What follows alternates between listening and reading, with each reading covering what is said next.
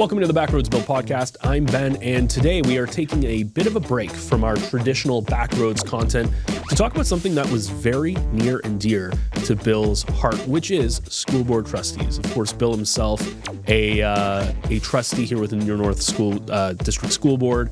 Obviously, right now, trustees are not in power in the Nipissing area and in a lot of other areas in Ontario, as, of course, Minister of Education Paul Calandra has been getting rid of them in certain areas and taking over, and the province has been taking over. But today our guest is from the Ontario Public School Board Association, and she joins us to talk about basically the current state of school board trustees and kind of why they're so important, her being a former trustee herself, why they're so important, and why we should be trying to save trustees in your local areas where they have gone away. So again, something that's very near and dear to Bill's heart. That's why we have it. And we're talking about something that's not normally on this podcast, but it's something that does affect us on the back roads, and it's something that affects us really all in Ontario. So let's get to that. But first, a word from today's lead sponsor, Source for Sports.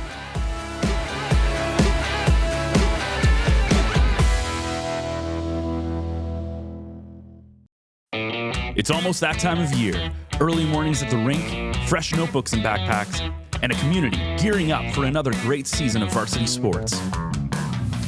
At Source for Sports North Bay, we're proud to be part of it all. Whether it's finding your kid's first pair of skates, gearing up for tryouts, or outfitting your team for the season ahead, we've got you covered. Because here, we're not just a sports store, we're neighbors, coaches, teammates, and fans. And we're proud to cheer you on every shift, step, and stride of the way. Visit Source for Sports North Bay at 1321 Fisher Street and let us help you along your way.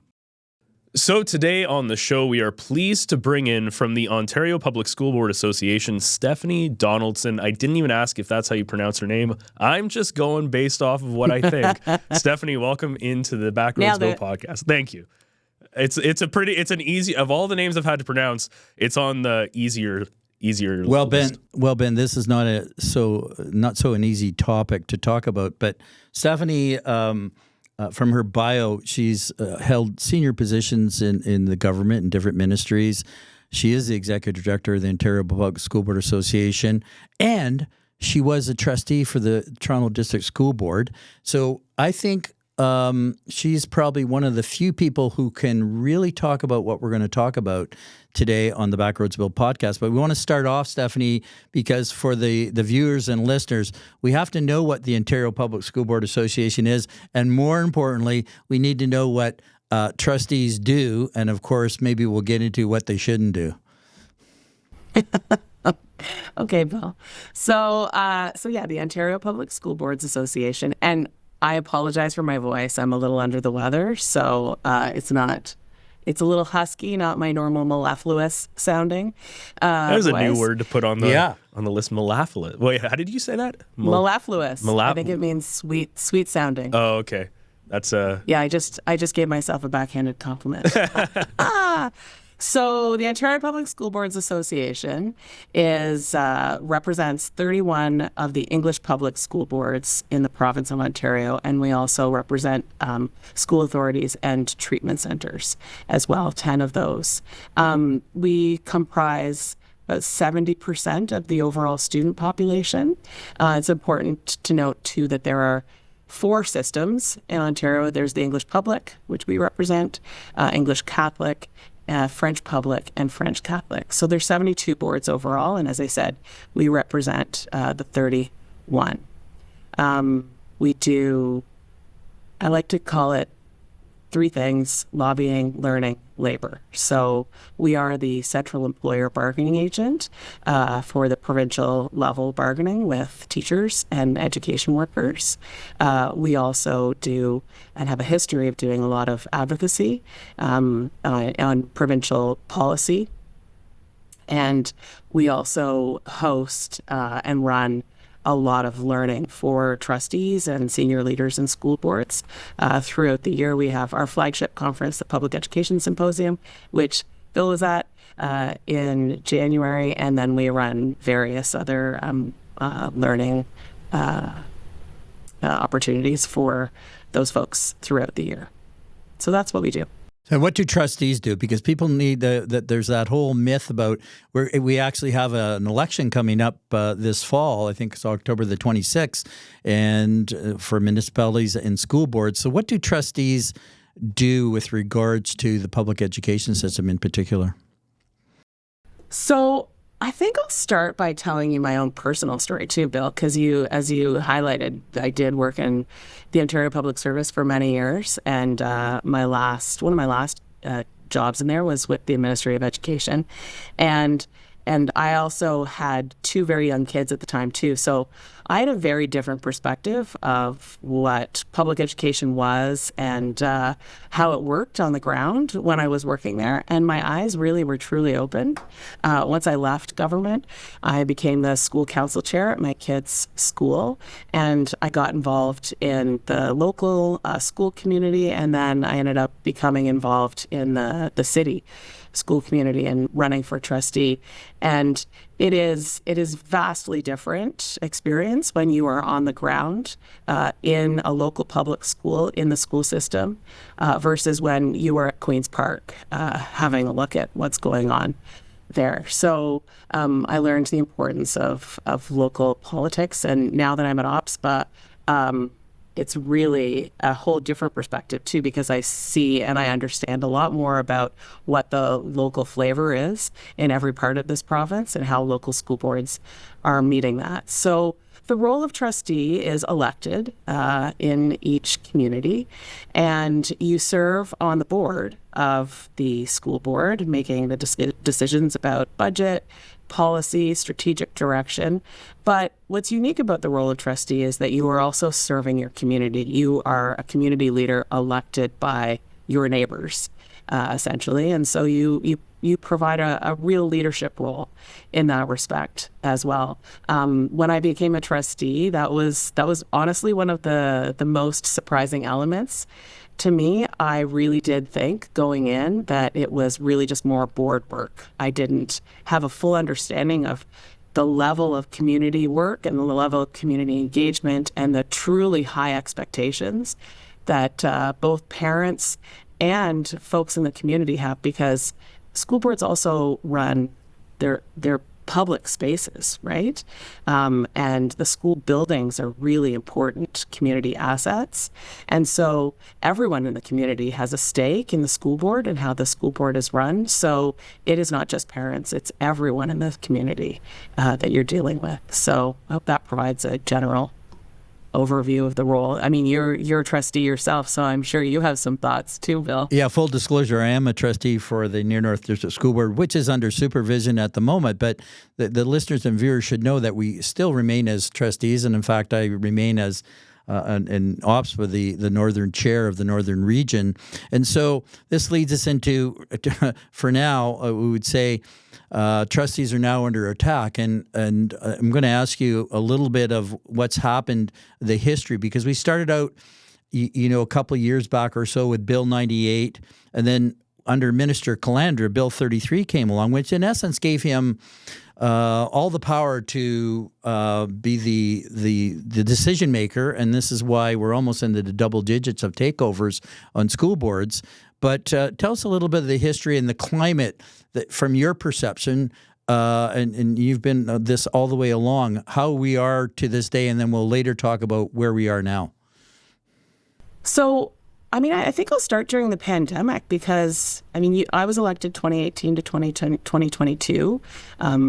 So I look back on that experience and I felt like I served during two very different terms. 2018 to the pandemic was vastly different than the pandemic and beyond. And what I started to see at that point in time was a little more centralization, the beginning of more centralization of communications.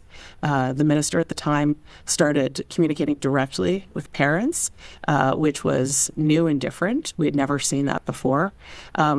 There was, I think, in the COVID effort, a real strong hand at the provincial level. It was necessary at the moment.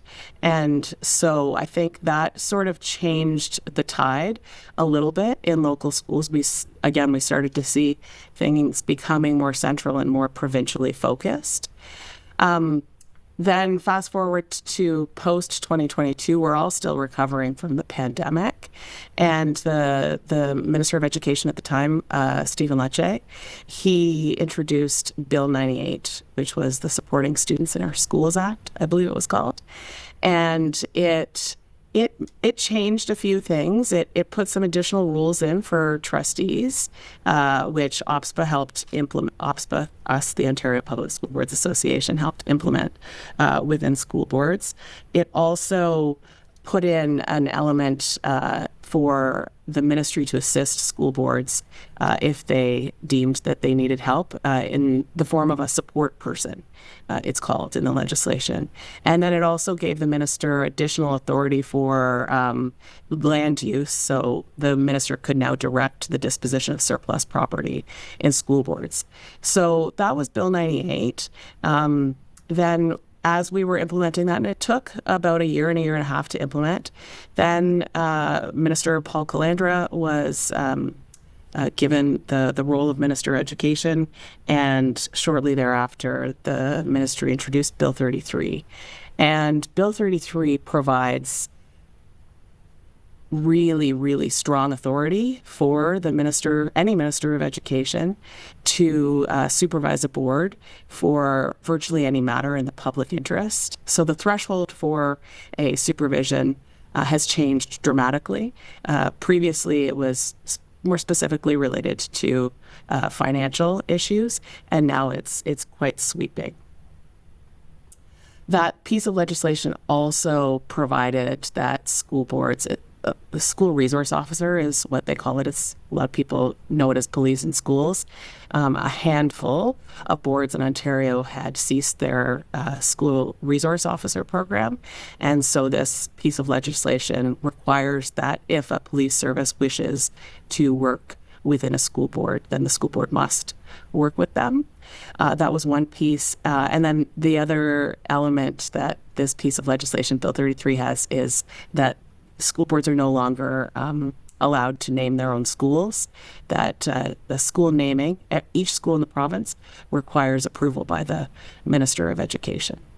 So in terms of the legislation, that's where we are now. As you said, there have been some additional takeovers post Bill 33. We are now at 7 supervised boards in the province. With the exception of Near North, they are our largest school boards in the province, and potentially one more, which is York Catholic District School Board. The minister has publicly put that board on notice and given them 14 days to comply with some suggestions that the minister has for them. That was eloquently put. Now, Minister Calandra has exercised that power under Bill 33, and we, as you said, we've seen these school boards taken over for financial reasons and other reasons, such as the Near North District School Board. And prior to Christmas of this year, he has said that there's going to be some changes. He has said this was supposedly going to be brought forward before Christmas and then in early January. We know the legislature will come back in late March. And so now we're into the current state of affairs. How do you just see this unraveling right now as we head to that point? And it's under his prerogative that any day he could say he's going to do this, he's going to do that. So maybe describe this climate of unknowing. Sure. So on top of those other pieces of legislation, this minister has been quite clear of his intention to eliminate the role of English public school board trustee, but retain the role of Catholic public trustees and French public and Catholic trustees. So, and he cites denominational and constitutional reasons for his, I suppose, inability to eliminate those roles as well. So what we can expect, and he first announced this as his intention last August 21st, it was, at the Association Municipalities of Ontario conference in Ottawa. And he has been quite consistent with that message of his intention to remove elected public trustees, which, as I said previously, this is representation for 70% of the student population in Ontario. So that is what we're expecting. He did say in August that he would have a decision by the end of December. December has come and gone. And as he said, the legislature returns in March. So based on everything that he's said, we expect him to be true to his word and for legislation to be introduced to eliminate those trustees. Now, it's worth mentioning that we are bumping up against the next municipal election where mayors, councillors, trustees will be elected. So I don't know, Bill, when you put your nomination in, but I remember mine was springtime. So there's not very much runway left. And we are still out there encouraging people to run for trustee and to consider this really important community role and stepping up, especially at this time. I don't think there's ever been a more important time to safeguard public education, especially with the global politics and what we're trying to do as a country in terms of nation building. That community cohesion is exceptionally important, and school board trustees play a huge role in that. Yeah, I mean, for me, I can't even declare right now if I would like to run for the election because we don't know if there'll be an election for trustees, public school board trustees, in essence. And I've said this before. I've been involved in education most of my life through the Canadian Ecology Centre and been a college professor, university, and taught all the grades from kindergarten right through to grade 13, and now giving back. And I've said before, my people should know my stipend per month is about $370. Like, we don't do this for it's not a second income. It's because we really do want to advocate for public education.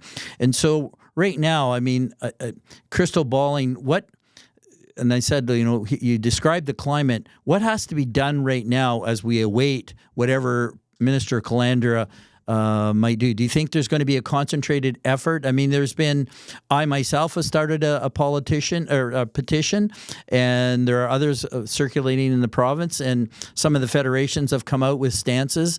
And as we go towards this 11th hour, what do you think has to be done? People need to use their voices, Bill. The minister has said that, I think the presser that he did in December, he said that his proposal has not yet gone to cabinet. Going to cabinet means that it's being introduced to all of the cabinet ministers.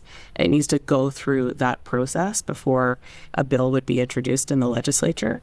And so I would say anyone who has a MPP in the Progressive Conservative Party of Ontario should be asking them questions about what their thoughts are on the minister's proposal and what that means for them in their community. I think what we've seen in the boards that are supervised right now, particularly the ones that have been supervised the longest, Toronto Catholic, Thames Valley in London and area, and Ottawa, we're seeing a lot of parents start to speak up and ask questions. One of the key elements that they are saying that has been lost is the transparency and the ability to understand and have a voice, a local voice in what's happening in their schools and how that impacts their own children. So I would say folks should be keeping an eye on what's going on in the supervised boards, because that is definitely a sign of things to come.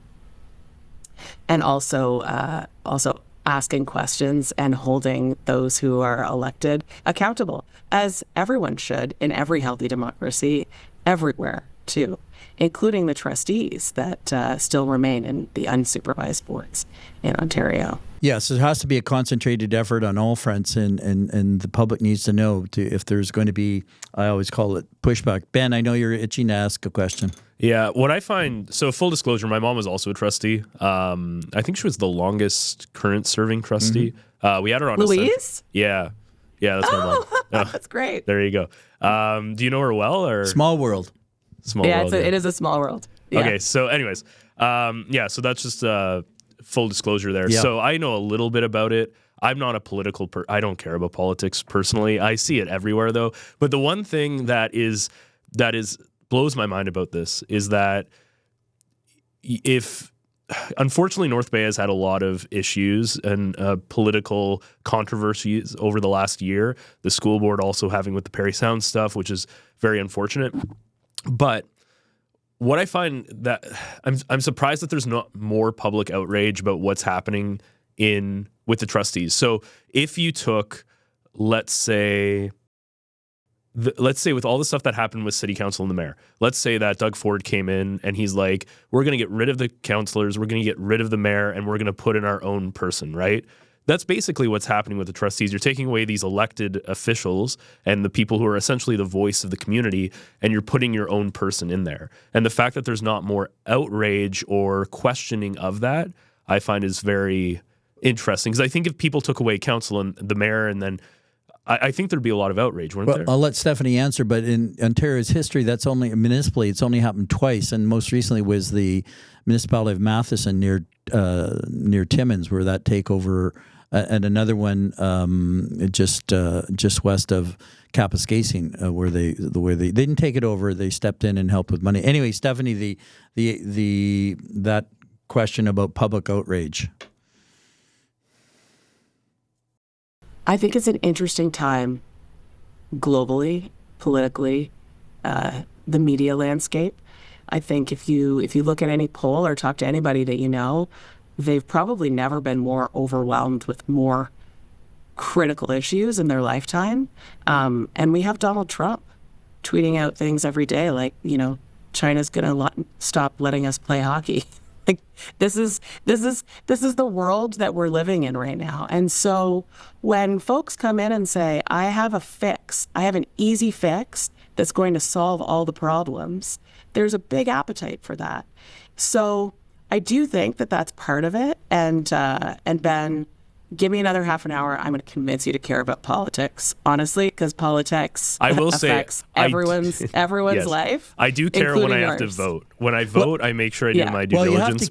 You have to care because the two common denominators we have in life, well, there's three. We all have jobs, kind of, and we all pay taxes, and we've all been to school. So this should not be foreign to us, but this whole aspect of democracy, because I often say with regards to Paul Callander, we don't want to be trumped in Ontario because that if they're taking away democracy when and this has been around for 147 years pre-Confederation, but I'll let Stephanie talk about that. Just before that too, I think it's things that people do care about. Like I'm sure Ben, you'll care about this too, is services that you have every day, right? Like look at what happened with the recycling program rollout. That's an example of something that was locally held across the province and delivered with, I don't know that there were very many problems with it around the province, and the province centralized it, and the rollout has been, I would say, quite bumpy, and folks have not known where to go to. You can't go to the city anymore because the city's not doing it. You can't go to the new company because the new company is still trying to figure it out. And so people are caught between these new and changing services, and there was no problem to fix in the first place, except perhaps a cost savings that someone had thought they were going to achieve. And so I do wonder if that is part of the approach with public education too. I agree with you, Ben, that if Doug Ford came in and said no mayor and no city councillors for you, there probably would be an issue. I think the difference in education, and it's been this way since 1998, oops, my headphone just fell out. We don't have the ability in school boards to, can you hear me? We don't have the ability in school boards to levy taxes in the manner that municipalities do. So we are in school boards quite fiscally constrained by the province. The province also does curriculum. So there is a huge part of the delivery of public education that is already guided by the province. And I do think that that's what makes people wonder about what trustees can still actually do. But they can still actually do a lot, Bill, right? Absolutely. We need to garner, and even though, again, the Near North Board being suspended, we need to get that public voice out, and we need to hear more of it, Ben. But I want to just transition to another topic, and I want to talk about you're a leader, and you're a good leader, and you've been in other leadership positions. How this situation that we're in, and it again, you've described the history of it, and it's impacting on our association, because our association of school boards is based on fees, and we have less fees now to operate, so to speak. But as a leader, how has this impacted you as a leader, and in your lifetime of leading? I guess it's like, what is how do you feel about all this, and what is the impact on you personally as a leader? I think it has solidified my values in a big way. And a huge value to me is child protection and creating a better world and making good change for kids and students. So it has, I would say, strengthened my resolve to work as hard as I possibly can, and everyone on this team as hard as they possibly can, to give students and children and youth in this province what they need. So from that perspective, it's deepened my values.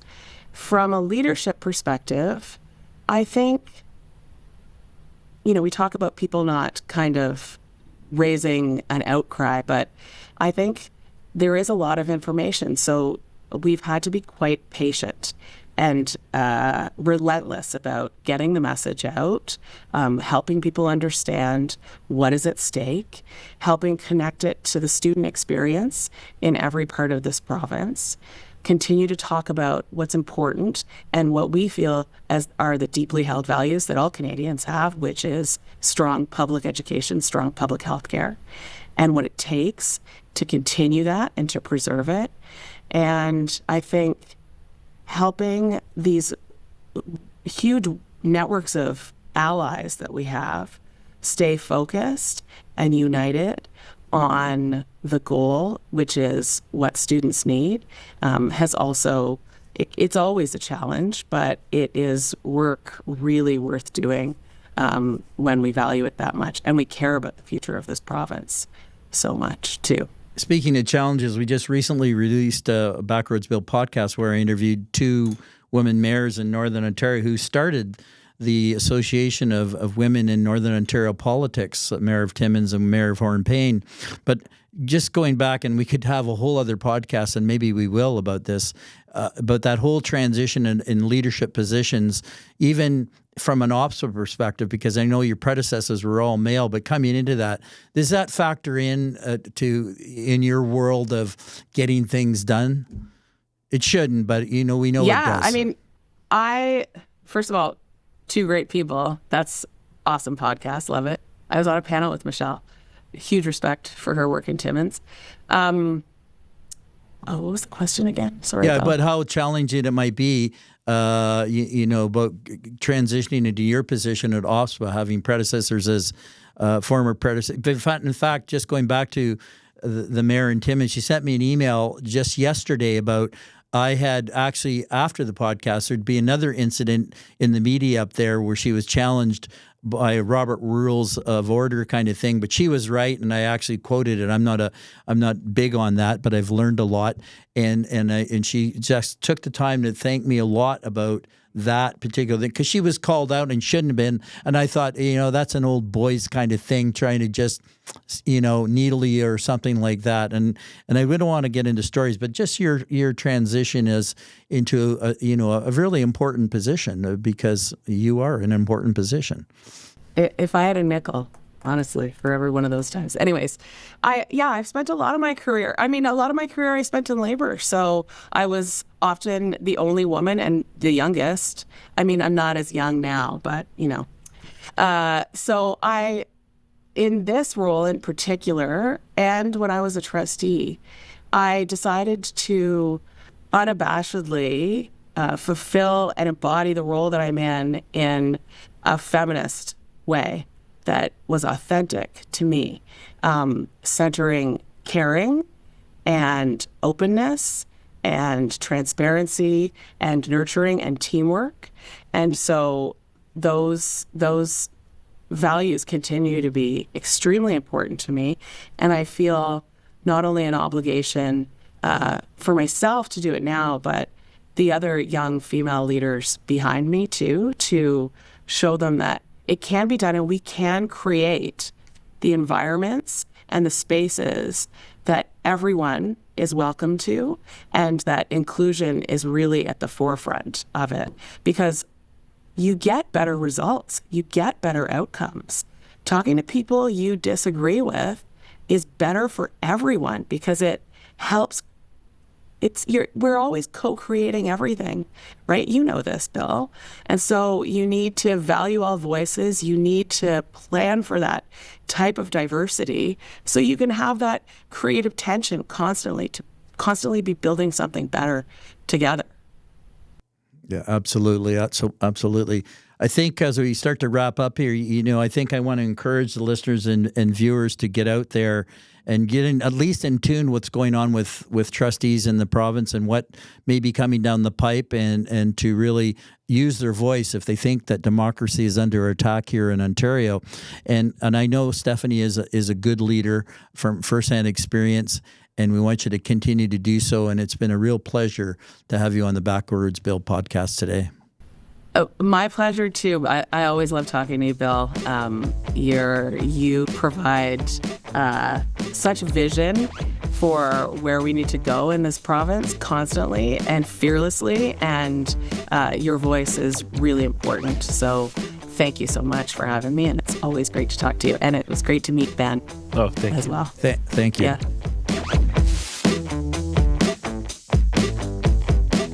Well, a big thank you to Stephanie for coming on the podcast. If you want to learn a little bit more, I will put in the description a link for the petition that Bill started actually a couple of weeks ago when it comes to saving the trustees. So you can find a link in the description below. If you enjoyed this episode, you want to check out more episodes of the Backroads Bill podcast, we have new episodes every single Wednesday on your favorite podcast platform. We are on Apple, Spotify, etc. The video version is on the North Bay Echo YouTube channel. And of course, you can find everything at northbayecho.ca. You can also follow us on socials under Instagram, TikTok, Facebook at North Bay Echo. And check out our newsletter, Echo Essentials. It comes to your inbox once a week. That rounds up everything happening on our podcast network, as well as other happenings in the North Bay area. So that wraps things up for us. Join us again next week for yet another Backroads adventure.